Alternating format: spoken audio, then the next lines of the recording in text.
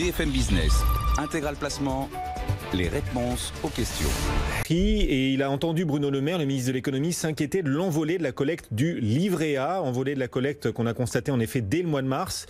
Il a dit, Bruno Le Maire, que l'économie avait besoin au contraire d'investissement et dans le même temps, c'est vrai, il incite les entreprises à ne pas distribuer de dividendes. On marche sur la tête, nous dit cet auditeur Pierre-Étienne. Est-ce qu'on pourra comme ça s'en sortir en annonçant des décisions contradictoires, à savoir se plaindre de la collecte sur le livret A et en même temps dissuader les gens d'investir dans les entreprises vu qu'on coupe les dividendes? Qu'est-ce que vous voulez que je vous dise? Pierre-Étienne, il a entièrement raison.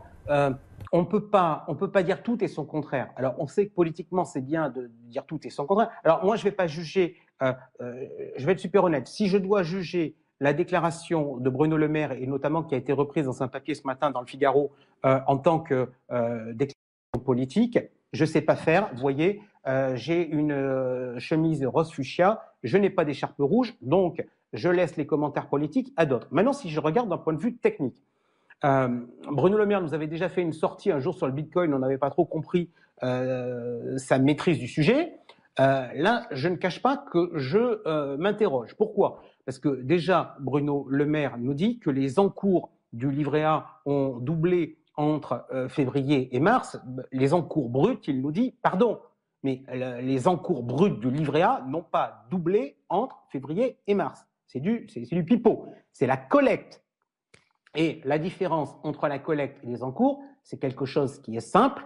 C'est la collecte, c'est ce que vous versez tous les mois, c'est ce qu'on appelle un flux, et les encours, c'est ce qu'on appelle un stock. Vous voyez, votre patrimoine, c'est un stock, et votre capacité d'épargne, c'est un flux. Donc, petite notion de base. Vous savez qu'il y a une stratégie nationale d'éducation financière dans ce beau pays.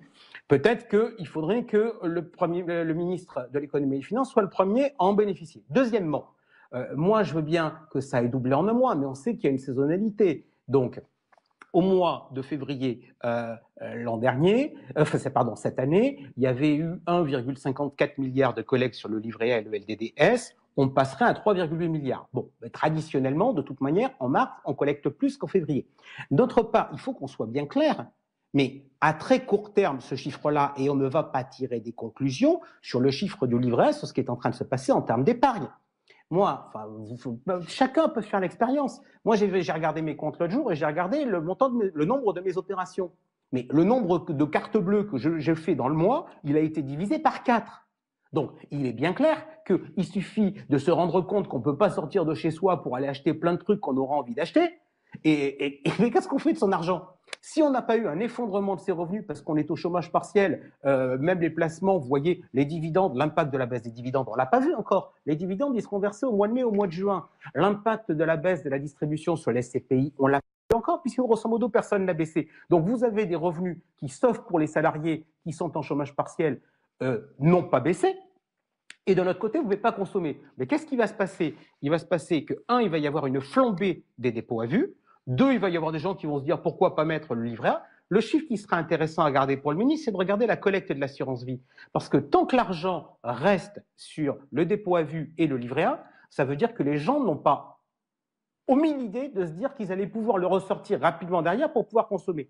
Si en revanche, on a un afflux massif de capitaux sur les contrats d'assurance vie, là en revanche, on pourra se dire que les gens préfèrent faire de l'épargne financière que de faire de la consommation. Aujourd'hui, c'est trop tôt pour juger. Et je vais vous faire une conférence sur les chiffres du chômage. On a pris le parti désormais de ne plus faire de commentaires mensuels. Je pense que sur la collecte du livret A et la réaction des Français en termes d'épargne dans cet environnement de crise, on serait bien avisé de ne pas commenter un chiffre de temps en temps, mais qu'on ferait mieux de commenter les chiffres quand on commence à avoir une vision globale.